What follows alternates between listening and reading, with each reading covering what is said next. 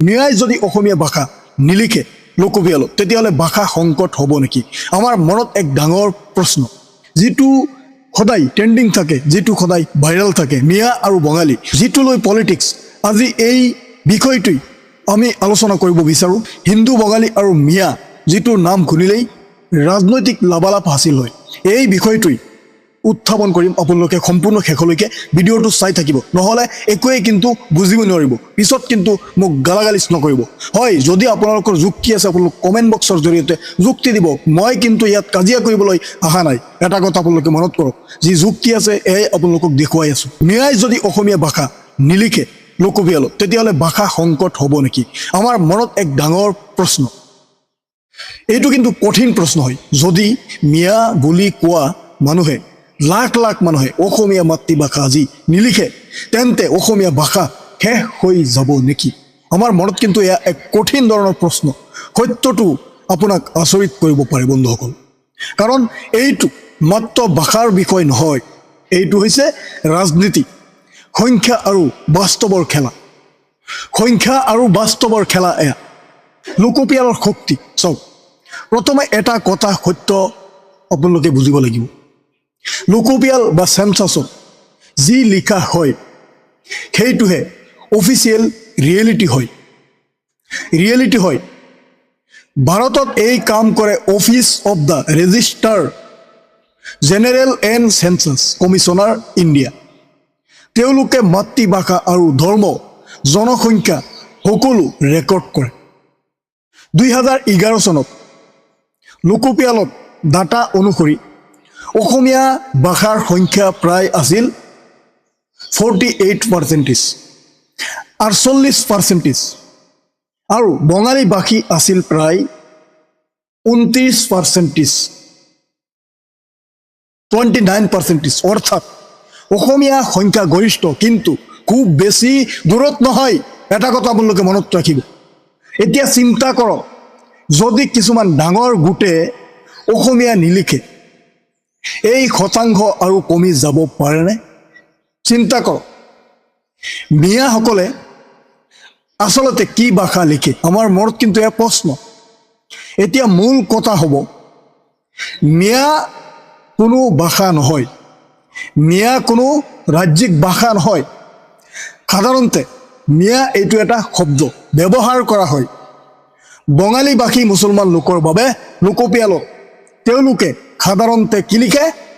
তেওঁলোকে সাধাৰণতে লোকপিয়ালত লিখে, কিছুমানে অসমীয়া ভাষা লিখে, বিশেষকৈ নতুন প্ৰজন্মৰ লোকসকলে অসমীয়া ভাষা লিখে, আৰু কিছুমান আছে যিসকলে নেকি বঙালী ভাষাও লিখে। এইটো ব্যক্তিগত পচন্দ হয় বন্ধুসকল, এইটো কিন্তু ব্যক্তিগত পচন্দ। যোনে যি ভাষা জানে সেই ভাষাই লিখে। এয়া কোনো আইন নাই যে ভাৰতত এইটোহে লিখিব লাগিব। ইয়াতেই আৰম্ভ হয় বিতৰ্ক বন্ধুসকল। প্ৰশ্ন এইটো, অসমৰ বহু ভাষাৰ বাস্তৱ আছে, বহু ধৰণৰ ভাষা আছে। বড়ো আছে, কাৰ্বি আছে, মিচিং আছে, বঙালী আছে, বিহাৰী আছে, আছেই। কিন্তু এতিয়া আজি ভয় ক'ত? আজি আমাৰ ভয় ক'ত? কিছুমান অসমীয়া মানুহে ভয় পায়, যদি বহু মানুহে অসমীয়া নিলিখে অসমীয়া ভাষাৰ শক্তি কমি যাব। এই ভয় সম্পূৰ্ণ মিছাও নহয়, কাৰণ চব বন্ধুসকল, শতাংশ কমিলে চৰকাৰী নীতি, পলিচি, শিক্ষা, ভাষাৰ অধিকাৰ প্ৰভাৱ পৰিব পাৰে, কিন্তু এইটো অৰ্ধসত্য। কাৰণ ভাষা কেৱল সংখ্যাৰে নচলে। যদি এইফালে চাই তেতিয়াহ'লে এইটো অৰ্ধসত্য, কাৰণ ভাষা কেৱল সংখ্যাৰে নচলে। সত্যটো কি? ষ্ট্ৰং ৰিয়েলিটি কি? ভাষা বাচি থাকে মানুহে ক'লে, স্কুলত পঢ়ালে, মিডিয়াত ব্যৱহাৰ কৰিলে। অসমীয়া ভাষা এতিয়া স্কুলত আছে, চৰকাৰী ভাষা হিচাপে আছে, ইউটিউবত আছে, টিভি, নিউজ মিডিয়া, ছ'চিয়েল মিডিয়াত আছে, সকলোতে আছে অসমীয়া ভাষা।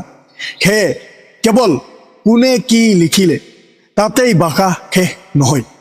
কিন্তু যদি আজিৰ দিনত আপোনালোকে চাই, নতুন প্ৰজন্মে অসমীয়া যদি নকয়, তেতিয়াহে বাস্তৱ সংকট আহিব পাৰে। যেনেকুৱা মিয়া মানুহৰ নতুন প্ৰজন্মই কিন্তু অসমীয়া ভাষা গ্ৰহণ কৰিছে, অসমীয়া হিচাপে লিখি আহিছে। যদি আজিৰ দিনত তেওঁলোকে নিলিখে। ৰাজনীতিৰ খেলা এইটো মাত্ৰ ভাষা নহয়, এইটো ৰাজনীতিৰ এটা বিষয় হৈ যাব। কিছুমানে কয় অসমীয়া লিখা মানে অসমৰ লগত একতা হৈ থকা, অসমীয়া ভাষা মাতৃ হিচাপে লিখা মানেই অসমৰ লগত একত্ৰিত হৈ থকা, এয়া হৈছে অসমীয়া। আন কিছুমানে কয় মাতৃভাষা সলনি কৰিব নোৱাৰি। চাওক, এসময় নেশ্যনেল ৰেজিষ্টাৰ অফ চিটিজেন আৰু চিটিজেনশ্বিপ এমেণ্ডমেণ্ট এক্ট আপোনালোকৰ মনত আছে। এই বিষয়বোৰে আলোচনা আৰু কেতিয়াবা ৰাজনৈতিক মহলত গৰম কৰে। ভাষা, আইডেণ্টিটি প্লাছ পলিটিক্স এইবিলাকে কিন্তু এই বিষয়বোৰ গৰম কৰি তোলে। এতিয়া চূড়ান্ত সত্য কি? মিয়া মানুহে যদি অসমীয়া নিলিখে তেতিয়াহ'লে ভাষা কিন্তু তৎক্ষণাত শেষ নহয়, তৎক্ষণাত ভাষা শেষ নহয়। পলিটিচিয়ানসকলক মই অনুৰোধ জনাব বিচাৰোঁ, আপোনালোকে এনেধৰণৰ মন্তব্য নকৰিব। মিয়া মানুহক যদি আপোনালোকে চাই আছে, এয়াই অনুৰোধ জনাব বিচাৰোঁ, আপোনালোকে কিন্তু অসমত আছে, গতিকে অসমী হিচাপে নিজকে ভাবক। কোনোবাই কওক নকওক, এয়া আপোনাৰ আপত্তি নাই, আপোনাৰ এয়া আপত্তি থাকিব লাগিব। মই যদি নিজকে অসমীয়া হিচাপে একচেপ্ট কৰিছোঁ, তেতিয়া মই অসমীয়া হিচাপে আছোঁ আৰু মাতৃভাষা মোৰ অসমীয়া হিচাপে থাকিব। আৰু মিয়া নামৰ কোনো ভাষা নাই, নাই যদি আপোনাৰ ভাষা হ'ব লাগিব অসমীয়া। তেতিয়া বন্ধুসকল অনুৰোধ গ'ল, যদি চাওক বহু বছৰৰ বাবে সংখ্যা কমি থাকে, সংখ্যা গৰিষ্ঠতা নাথাকে, তেতিয়া দীৰ্ঘ ম্যাদত প্ৰভাৱ থাকিব পাৰে। শেষত এটা ডাঙৰ সমস্যা, চাওক ভাষা জোৰ কৰি নহয়, ভাল পোৱাৰ দ্বাৰাই বাচি থাকে ভাষা। অসমীয়া ভাষা বচাবলৈ সকলোকে একেলগে আনিব লাগিব, ভাগ বতৰা কৰি নহয়। কোনোবাই ৰাজনীতি কৰি আছে, আজি ভাগ বতৰা কৰি আছে, ভাগ কৰি আছে সমাজখনক। চাওক এয়া কিন্তু সকলোৰে বাবে ধ্বংস লীলা হৈছে। চাওক অসম আমাৰ সকলোৰে হয়, মিয়া হওক, হিন্দু বাঙালী হওক, বিহাৰী হওক, সকলোৱে মিলা প্ৰীতিৰে হৈছে এখন অসম। আজিৰ দিনত যদি আমি ভাগ কৰোঁ তেতিয়াহ'লে কিন্তু ভাষা সংকটত পৰিব আৰু যুদ্ধ সৃষ্টি হ'ব, গৃহযুদ্ধ সৃষ্টি হ'ব। গতিকে এইবিলাক ৰাজনীতি কৰিব নালাগে, চিধা কথা। এইবিলাক ৰাজনীতি আপোনালোকে বন্ধ কৰক। কোনোবাই ৰাজনীতি কৰি নিজৰ লাভালাভ হাচিল কৰিব আৰু আপুনি হাত চাপৰি থাকিব যে বাহ বাহ কি কাম কৰিছে। চাওক আপুনি যে বাহ দিছে, এই বাহত ক্ষতি হৈছে, আপোনাৰ ক্ষতি হৈছে। লাভ কাৰ হৈছে? ৰাজনৈতিক নেতাসকলৰ। ভৱিষ্যত সংকটত পৰি আছে ভাষা, ভৱিষ্যত ধ্বংসত পৰি আছে অসম, ভৱিষ্যত অস্তিত্ব কমি গৈ আছে আপোনাৰ। এইবিলাক আপোনাৰ মনত নাই, পাহৰি গৈছে। চাওক কোনোবাই বাংলাদেশী হয়, কোনোবাই হিন্দু হওক, কোনোবাই হিন্দু বাঙালী হওক, কোনোবাই মুছলিম বঙালী হওক, এটা কথা আপোনালোকে মনত ৰাখিব লাগিব, আইন আছে, প্ৰক্ৰিয়া আছে। গতিকে ৭১ চনত পাছত অহা হিন্দু হওক, হিন্দু বঙালী হওক, মুছলিম বঙালী হওক, সকলোৱে অসমৰ পৰা যাব লাগিব। হয়, যদিও চৰকাৰে কৈ আছে যে কাৰ জৰিয়তে ভাৰতত থাকিব পাৰিব, ভাৰতত থাকিব, সিহঁতে ভাৰতত ৰাখক, কিন্তু ভাৰতত ৰাখিব বুলি যে খালি অসমত ৰাখিব লাগিব, এয়া কিন্তু জোৰ জবস্তি এটা অসমীয়াৰ ওপৰত বোজা জাপি দিয়া হৈছে, এটা বোজা জাপি দিয়া হৈছে। বন্ধুসকল আপোনালোকে সচেতন হওক, ভিডিঅ'টো শ্বেয়াৰ কৰক, যিমান পাৰে সমূহ ৰাইজলৈ ভিডিঅ'টো দেখুৱাই দিয়ক যে আচলতে হৈ আছে কি, হ'ব লাগিছিল কি আৰু হৈ আছে কি। ৰাজনীতি কিহত হ'ব লাগিছিল? মূল্য বৃদ্ধি হৈছে, বস্তুৰ দাম বাঢ়িছে, অসমৰ ইমান মানুহ আজি কেৰেলাত গৈ, হায়দৰাবাদত গৈ, মুম্বাইত গৈ কাম কৰি খাই আছে। আমাৰ অসমৰ মানুহে, অসমখন ইমান গৰীব, চাওক আজিৰ দিনত বাহিৰত গৈ কাম কৰিব লগা হৈছে। সেইটো ভাবিব লগা হৈছিলে, ৰাজনীতিত সেইটো লৈ হ'ব লগা হৈছিলে। ব্ৰহ্মপুত্ৰৰ খহনীয়া কেতিয়াবা আপোনালোকে শুনিছে নিশ্চয়, লাখ লাখ বিঘা মানুহৰ মাটি জাহ গৈছে ব্ৰহ্মপুত্ৰৰ মাজত। এইবিলাক লৈ ৰাজনীতি হ'ব লাগিছিলে, শিক্ষাৰ ক্ষেত্ৰত ৰাজনীতি হ'ব লাগিছিলে, কাৰেণ্টৰ বিলৰ ক্ষেত্ৰত ৰাজনীতি হ'ব লাগিছে। আজি ৰাজনীতি হৈছে ক'ত? ভাষা, জাতি, ধৰ্ম, এইবিলাক ৰাজনীতিৰ দ্বাৰাই ক্ষতি হৈ আছে। আপোনালোকে আজি টকাৰ পিছে দৌৰিছে, চৰকাৰে আপোনাক অৰুণোদয় দিব, অৰুণোদয়ৰ পিছে দৌৰিছে।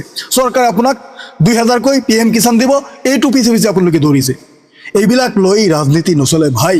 বন্ধুসকল আপোনালোক সাধাৰণ মানুহ হয়, আপোনালোকক অনুৰোধ জনাওঁ, এইবিলাক লৈ আপোনালোকে কেতিয়াও মাথা নামাৰিব। এয়া অনুৰোধ আপোনালোকলৈ, এইবিলাক লৈ মাথা মাৰিব সিহঁতি যিসকলৰ টকা আছে, যিসকলৰ ধন আছে, যিসকলৰ চাকৰি আছে, যিসকল লাখ টকীয়া, যিসকল কোটিপতি, সেইসকলে এইবিলাক লৈ মাথা মাৰিব, কাৰণ সিহঁতৰ হে লাভ হয়। আপোনাৰ কি লাভ? আপুনি 5 টকাও দৰমহা নাপায়, 5 টকাও দৰমহা আপোনাৰ মাহেকত নাই। গতিকে আপুনি ৰাজনীতিৰ পিছে পিছে দৌৰিব নালাগে। বন্ধুসকল, এয়াই অনুৰোধ। যদি অলপো ভাল লাগিছে, এই চেনেলটো চাই আছে, চেনেলটোক ছাবস্ক্ৰাইব কৰি ৰাখি থওক, পেজটোক ফ'ল' কৰি ৰাখক। যিমান পাৰে এটাকৈ শ্বেয়াৰ কৰি সমুখ ৰাইজলৈ ভিডিঅ'টো পঠিয়াই দিবলৈ অনুৰোধ। জয় আই অসম, জয় হিন্দ।